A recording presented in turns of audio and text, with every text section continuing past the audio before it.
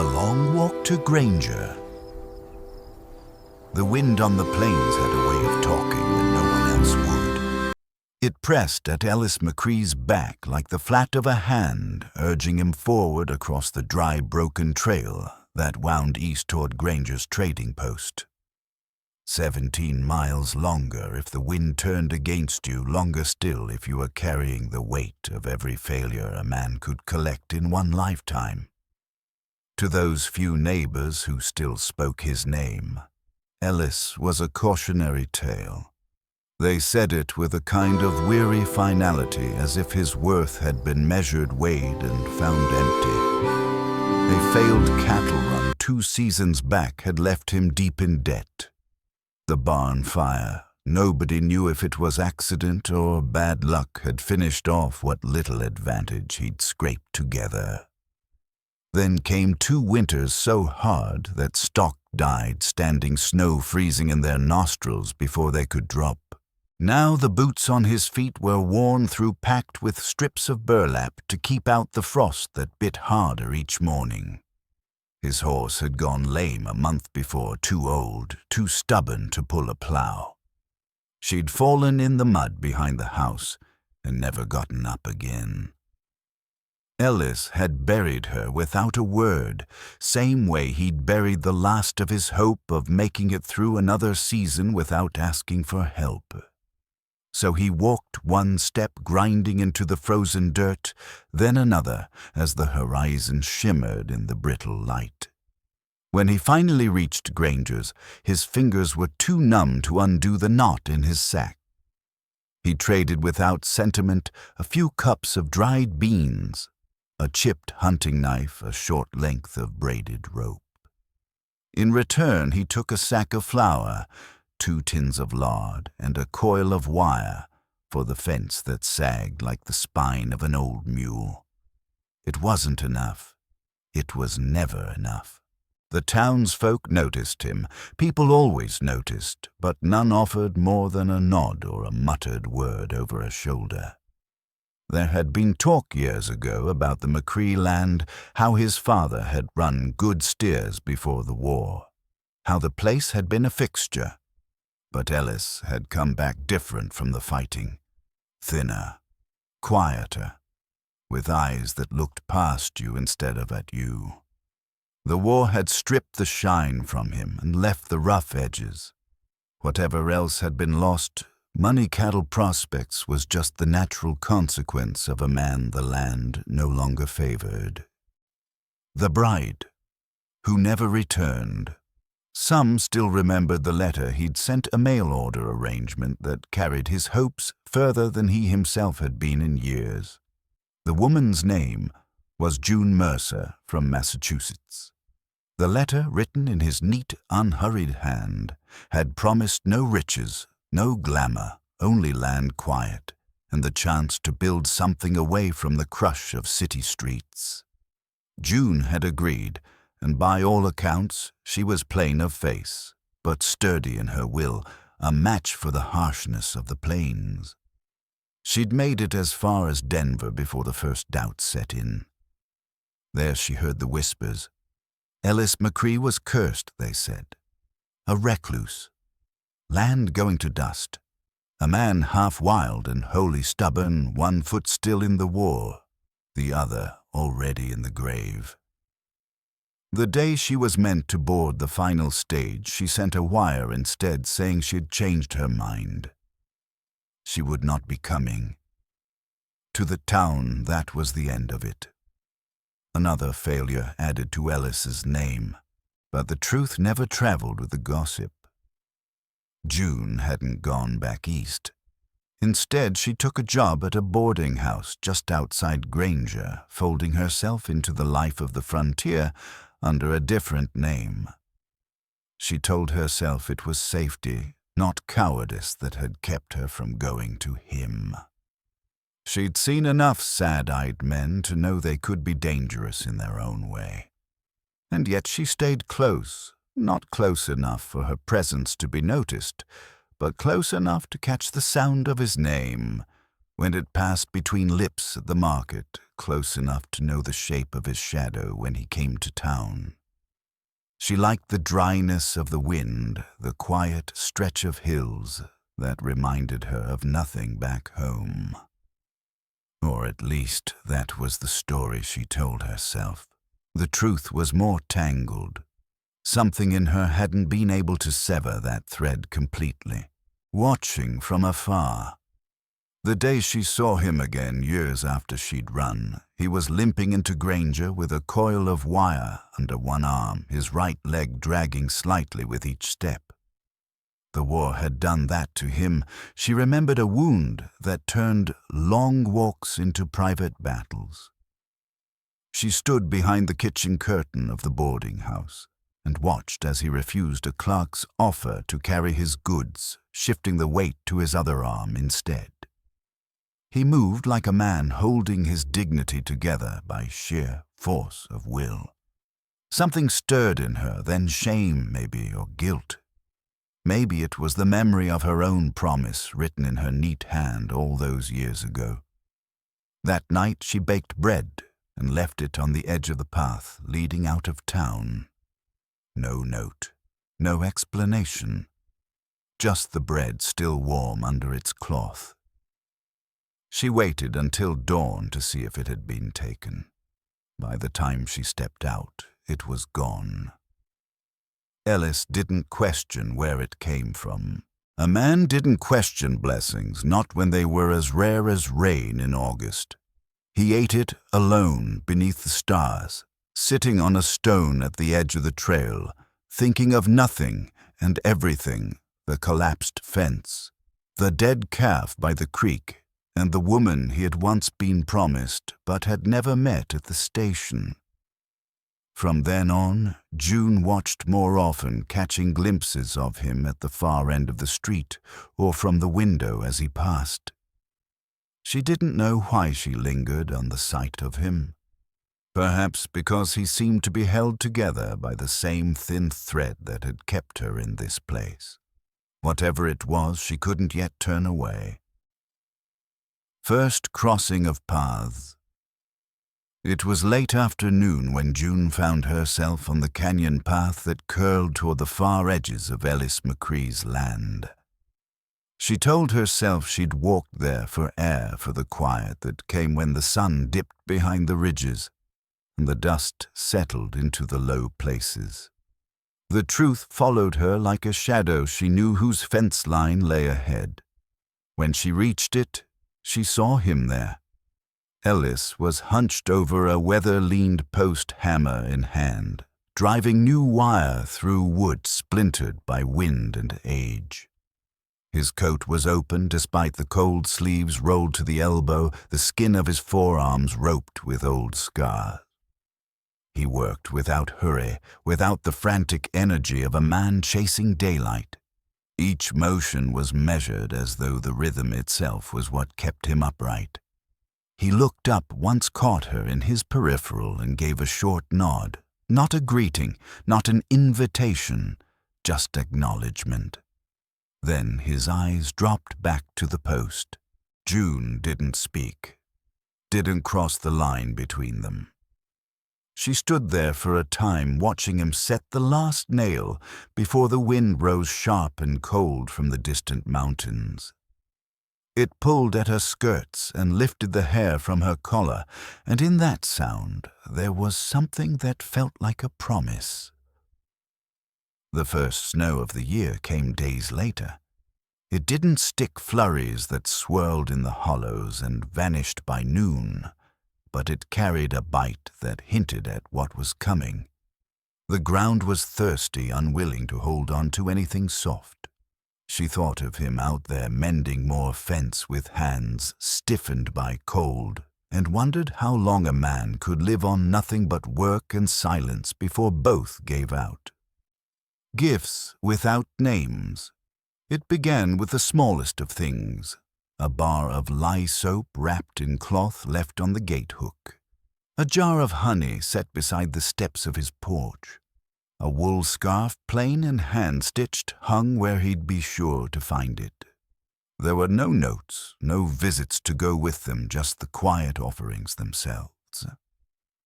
Ellis accepted them without fuss. He didn't waste breath on speculation or thanks. Whatever the reason, charity, pity, or something else, he took it the way a man takes shelter in the lee of a hill, grateful in silence, not asking why. He'd never been the sort to believe much in fate, but he knew what it was to mark the rare mercies life handed you and keep moving. June kept her secrets folded away like linens in the bottom of a cedar chest.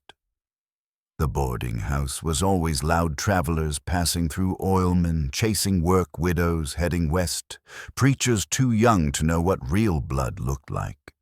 And yet none of that noise touched her thoughts. Her gaze had a way of drifting toward the window when the sun dropped behind the trees. One evening, Mrs. Hargreaves, the owner, sharp-tongued as a Missouri mule, caught her staring into the dark. "You keep looking that way, and you'll fall clean out of your own head," the woman said, handing her a kettle of boiled potatoes. "Ain't nothing out there but dust and regret." June said nothing. She thought of Ellis's letter, the one she'd answered years ago, its plain words promising not riches but space. Land, quiet, a place to build something. She had wanted it badly enough to leave her whole life behind, and badly enough to run from it at the first whisper of trouble. What if the mistake had never been in saying yes, but in running after she did? The decision to return. That question stayed with her through the night, turning over in her mind, like a coin she couldn't stop fingering. By morning, she had her answer. Before the first light, she packed a small satchel bread, salt pork, a fresh set of stockings, and a scarf she'd knitted for him once and never delivered. She left no note. Just past the edge of town, the clatter of wheels broke the early silence. A wagon came fast from the south, pulled by two thin horses and driven by an old man with cheeks like dried apples. He reined in when he saw her walking. "You headed out that way?" he asked, gesturing with his chin. "Depends which way you mean," she said. "McCree's land. Only one fool lives that far out." She hesitated, then nodded. The old man gave a low whistle. "Wouldn't recommend it. Heard he once shot at a man for stepping too close to his fence." June climbed up into the seat without asking permission. "I don't scare easy." He studied her for a moment, then snapped the reins. Dust rose behind them like smoke. It took an hour to reach the turn-off, another half-mile of silence before the cabin came into view. Ellis was outside, chopping wood with the slow precision of a man measuring each swing. The wagon stopped. He turned axe in hand and froze. June stepped down. For a long moment, neither spoke. The wind tugged at her shawl, a crow called from the creek bank, and then she said quietly, "I brought butter and nails." "You came late," he said. She nodded. "But I came." Something cracked between them, not loud, not shattering, but like dry earth, letting in the first drink of rain. Then she stepped toward the house she had once refused, not as a bride, not yet, but as something harder and truer, a woman who had made a mistake and come back to see if it could be unmade. Settling. In the cabin smelled faintly of cedar and cold ash when June crossed the threshold, her boots still on trailing bits of gravel across the plank floor. Ellis moved like a man suddenly aware of the space he lived in, clearing a corner of the table for her bundle, shifting a half-empty sack of flour. To make room for the butter, she sat down. She worked without speaking, rinsing a dish in a cold pump water before placing the bread into it, stacking the nails beside a rusted tin of screws. He watched her the way a man watches weather from the side, cautious of what might change if he looked straight on. The hearth still held the ghost of last night's fire, a faint orange buried under grey ash. Beyond it, the rest of the room bore no sign of life beyond survival. The west wall leaned inward, the chimney smoked when it shouldn't, and the upstairs bedroom once meant for a wife and children had been shut tight for years. When she asked where she should sleep, he pointed to the cot by the window. Bed upstairs ain't right for weather. Roof likes to leak there. She didn't ask if that was where he had once meant for her to sleep or if anyone else had ever taken that space. She knew he hadn't. The nights came early on the flat lands and colder than she remembered. After supper they didn't talk. He took the rocker by the fire.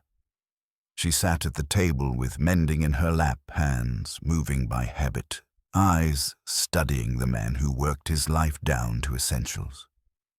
When she rose to bank the fire, he was already asleep, head tilted, breathing slow. In the glow, the scars on his knuckles caught the light. She thought of the rumors, the war, the ambush, the winter his brother died, and realized every piece of it lived under his skin, working side by side. By morning she was up before him, salt pork sizzled in the pan, coffee steaming in the kettle. She left the food on the hearthstone and stepped outside the air sharp enough to sting her lungs. At the edge of the corral, 3 fence rails sagged and one post leaned like a drunk. She fetched a hammer from the shed and started in. He joined her not long after boots crunching frost. "You don't have to," he said. "I know." They worked without speaking. By midday, the sun had burned through the haze and their hands were raw from cold and effort. She found herself watching him differently now, not from a window but close enough to see the way his limp worsened when he was tired, how he muttered when a nail bent sideways. When the wire bit into her palm-slicing skin, he took her hand without ceremony. From his coat, he tore a strip of clean flannel, wrapped it around her fingers, and held them for a moment longer than necessary. His touch wasn't gentle, but it wasn't careless either, a balance born from years of hard living. That evening she lit the oil lamp while he patched a boot by the fire. "I'll need to go to Granger soon," he said, "out of sugar and powder." "I'll come," she replied. He looked at her then fully for the first time since she'd stepped off that wagon. "You don't owe me that. I owe myself the walk, naming the truth."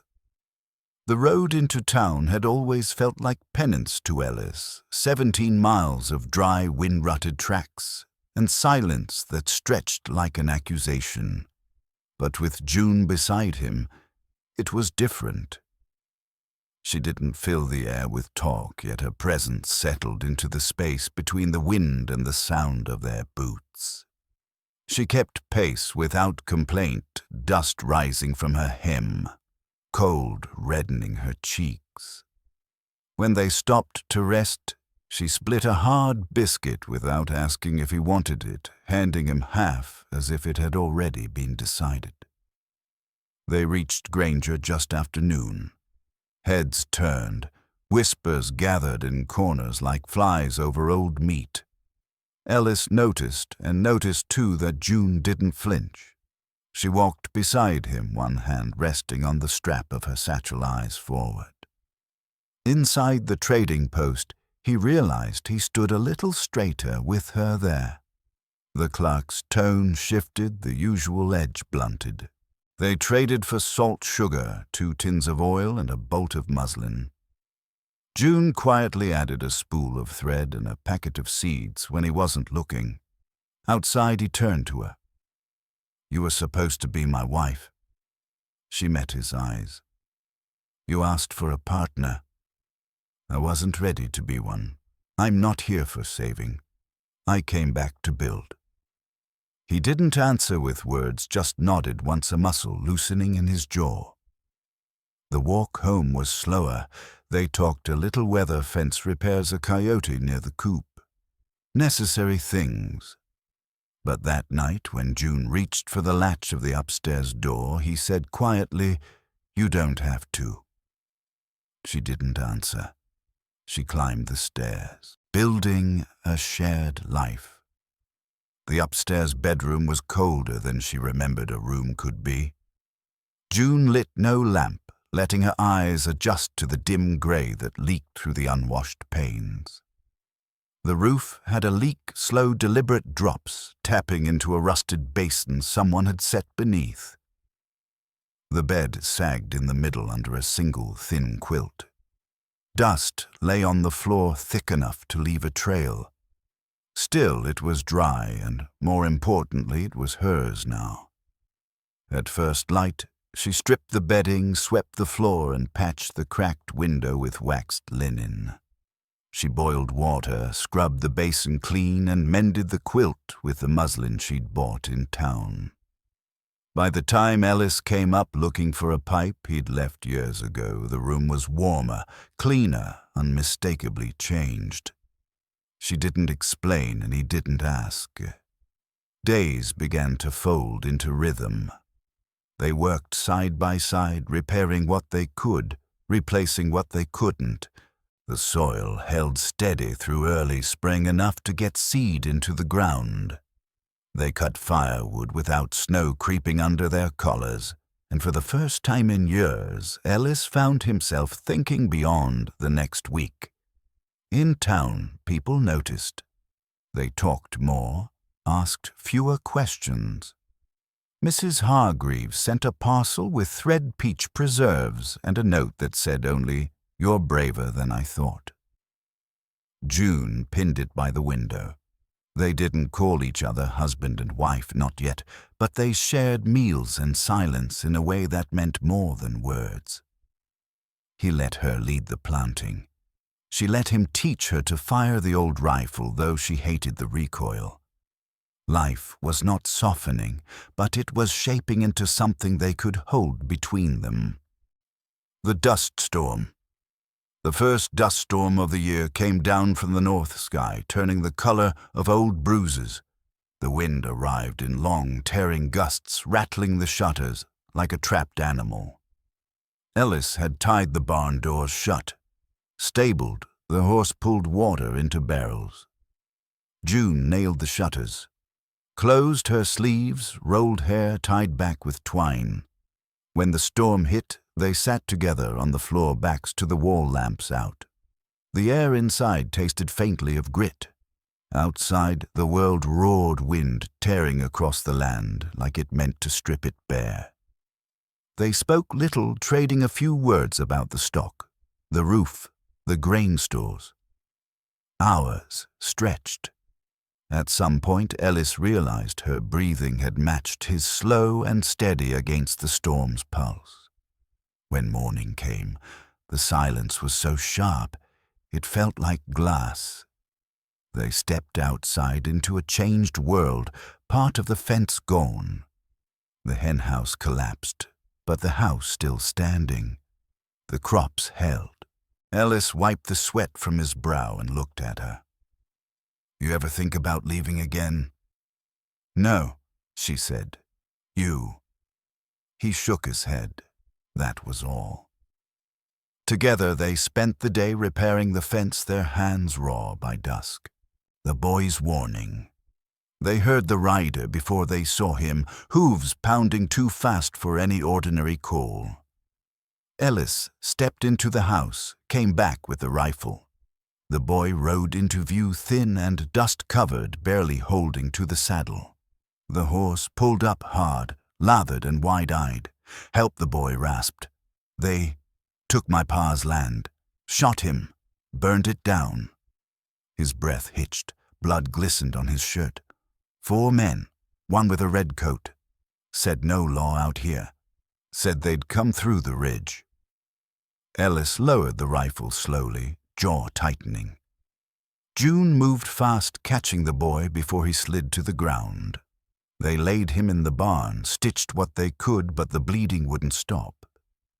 He died before dawn. Ellis buried him by the creek in ground that had frozen over during the night, tamping the earth flat with shaking hands. When he came back in, he smelled of dirt and iron. "They'll be close by now," he said. June sat at the table with a rifle across her lap. "Then we prepare." Neither asked if the other would run. Neither suggested hiding. Outside, the wind had shifted, carrying with it the kind of stillness that always comes before trouble, preparing for the fight. They spoke little after deciding.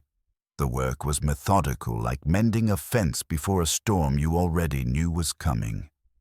Ellis checked the rifle twice, cleaned the revolver he hadn't used since the war, then laid both on the table beside a tin of ammunition.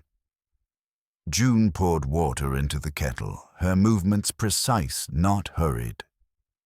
"They'll come through the saddle pass," Ellis said finally, not looking up.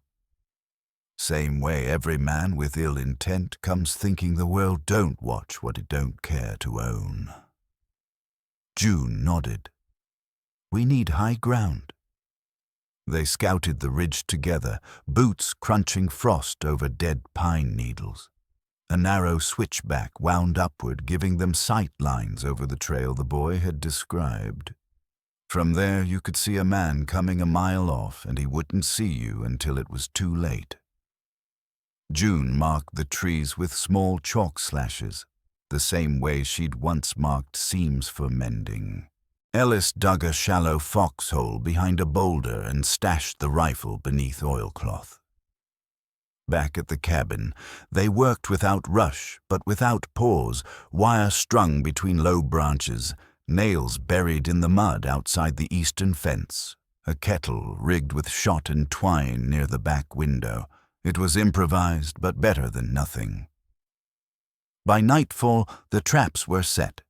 They sat inside with the lamps out backs against the wall. June cradled a blade in her lap. Ellis held the revolver. "You've killed before," she said. He nodded once. "You know, but I don't flinch." He looked at her, then not the woman from the letter, not the girl who'd run, but the one who stayed ready to shoulder his ruin as her own. "If we survive this," he said, "you and me." "We already began," she said. The attack. The first shot came before dawn, a sharp crack somewhere far off, not aimed to kill but to signal. Ellis moved to the door with the rifle, June sliding low behind the windowsill, blade in hand. The second shot came closer, sharper. Ellis slipped out the back, taking the long way toward the ridge. June stayed inside, breath steady, ears tuned for movement. It came hooves, then boots on hard ground, voices. "House is empty," one called. "No tracks say otherwise," another replied. "McCree don't leave what's his." A sudden snap from the side window, trap metal and wood exploding. A scream followed. "My leg, son of a fan out," another barked. "Find them." June smashed the lantern base, sending a flash of fire across the floor. One man rushed toward it. She stepped from the side blade up and drove it under his arm. He staggered, clawing at her, but she twisted the knife free and let him fall. On the ridge, Ellis's shot rang out clean and final. The man tumbled downhill, limbs jerking once before going still. The third attacker kicked open the barn door. June was there, slamming a pitchfork through his thigh, then cracking the butt of the rifle across his skull. He dropped, groaning. The last man, red coat bright even in the half-light, came up behind the house. Too fast. Ellis saw him too late. They went down in the dirt, fists and knees, teeth bared like animals. The red coat's hand clamped around Ellis's throat. June appeared behind him, silent. She pressed the revolver to his spine and pulled the trigger. He dropped like butchered meat. Aftermath. For a long moment, nothing moved but the smoke from the revolver. Ellis coughed, spat blood, sat back in the dirt. "You all right?" she asked. He nodded. I don't flinch," she said again. They stood over the bodies as the morning light began to creep in. The boy's grave by the creek was still frozen over. These men would get no such place. Ellis buried them in a line behind the hill, far from the water, far from the grave that mattered. No markers, no words, just dirt weight and silence. June washed her hands in the trough until her skin went raw. Ellis burned the red coat in the fire pit, the fabric curling into ash. The wind scattered it before the flames were cold. The law didn't come. It never did not out this far. Granger heard whispers that McCree had trouble, that blood had run in the canyon, but no one rode out to verify. Out here, justice was carved by hand, not written on paper. Life resumed as it does. June slept upstairs, now the door open. Ellis built a new bed frame, sanded smooth, placed near the window so the morning would find them early. One afternoon she found a folded letter in the old ledger where he kept crop accounts. Her name on the front in small, steady script. Inside it read, "You were never a mistake. Only the timing was." She didn't answer in ink. She answered by staying. Planting the future. The thaw came slow that spring, the frost loosening its grip on the earth in fits and starts. One morning, June brought out a small tin from the cupboard, setting it on the table between them. When she lifted the lid, Ellis saw a handful of heirloom beans mottled bright as marbles, each one a little different. "We plant these near the house," she said, "where we can see them grow." He studied the seeds, then her. "Never had much luck keeping things alive here." "Maybe you weren't planting the right things," she replied. That night, after she'd gone upstairs, he opened the bottom drawer of the desk, the one he almost never touched, and pulled out the envelope he'd kept since the day her telegram arrived, all those years ago, the one saying she wouldn't be coming. The paper had yellowed, the crease worn soft from his thumb. He fed it into the stove without ceremony, watching the words curl and blacken until there was nothing left but ash. When the planting began, they worked side by side. June knelt in the soil, pushing the beans into the ground, pressing the earth over them like a promise. Ellis followed with a watering can, careful not to wash the seeds out of place. They didn't speak much, but the work didn't need words. It was a rhythm, dig-drop cover, water as steady as breathing. That evening, as they sat on the porch, the air smelled faintly of damp earth and wood smoke. June glanced toward the patch where the beans lay hidden and felt for the first time in years the thin thread of hope that things might take root here after all. Reputation restored. The land began to answer their work. The fence held, the well ran clear, and the fields bent green and gold under the wide sky. By midsummer, neighbors who'd once spoken of Ellis with pity started talking with a different kind of pause. "McCree land's coming back," they'd say, and another would nod toward the house. "He didn't do it alone." No one asked the woman's name. They didn't need to.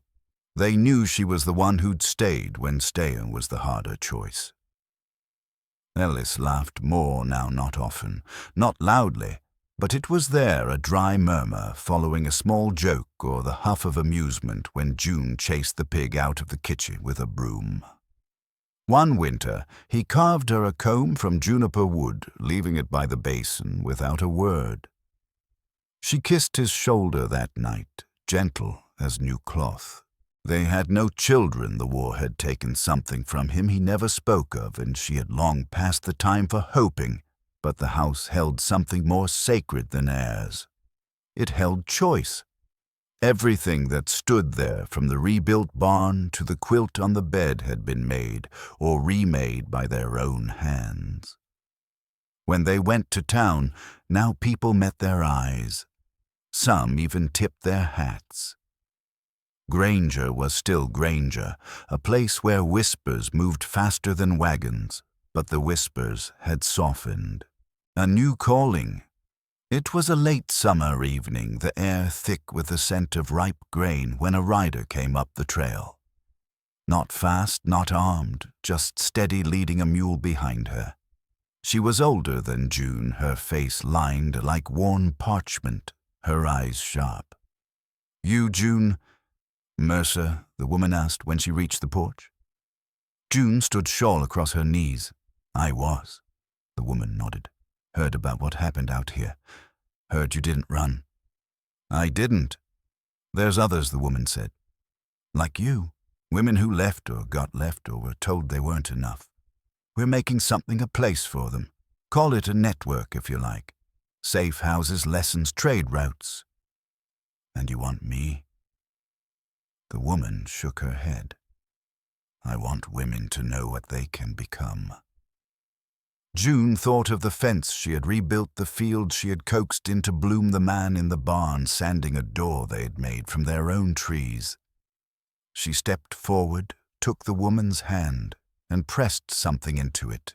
Then, "Take this," she said. "A seed from my garden, beans hardy enough to grow in bitter ground." The woman tucked it into her coat and rode away without another word. Inside, Ellis looked up from his work. "She gone?" he asked. "She was never here for me," June said. "She came for the one still running. Legacy." Years passed in the quiet way time moves when there's more work than worry. The field stayed green through good years and brown through lean ones. The barn weathered storms, the porch boards grayed and softened under bare feet, and the beans by the house came back season after season, no matter the frost or drought. By the time Ellis's hair had gone more silver than black, and June's hands had taken on the fine tremor of age, their names were spoken less in town. New families came, old ones moved on, and the ones who remembered them remembered a story, not two living people. In Granger, they became the kind of couple folks mentioned in passing, half forgotten and half respected, that McCree place out by the ridge still holding, someone might say over coffee. And that was enough. But out along the ridge trail their memory stayed alive in quieter ways. Women came sometimes alone, sometimes with a child in tow, some young faces still sharp with fight, others hollow-eyed, their voices small from years of swallowing words. They didn't knock, they just walked the path, paused by the creek, and found what had been left for them. A note tucked in a jar under the flat rock directions to the next safe house or a name they could trust. A folded handkerchief with seeds inside, beans, always beans, because they'd grow anywhere. There was even a handful of earth willing to try. Sometimes there were maps hidden in the floorboards of the porch, marked with faint pencil lines and small crosses. No one said who had left them. They didn't need to. In the soil by the house, the beans still tangled green and heavy in summer, their roots deep enough to outlast a dozen seasons. Sage grew there too, its scent carrying on the wind long before you could see the house. The fences stood whole, the barn solid, as if the land itself had agreed to keep what had been built. Long after Ellis and June were gone, their bones folded into the canyon earth, their names not carved anywhere official. The ranch kept a kind of watch. The porch never sagged, though the paint wore thin. The windows stayed clear, though the storms came just the same. Those who passed through didn't always stay. Some moved on to the next place on the map, carrying their note, their seeds, and a little more steel in their spine. But some stayed for a season, mending fences or turning the soil, adding their own small piece to the work.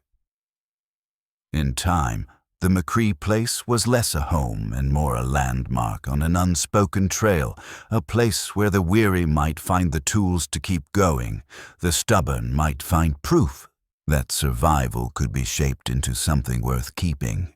And in the wind that came off the ridge brushing the bean leaves and the sage, there was still that same sound June had heard the day she first walked back up to the cabin. Not loud, not shattering, but like the earth cracking just enough to let in the first drink of rain. It wasn't forgiveness she had built here, nor only love. It was justice, and it had outlived them both.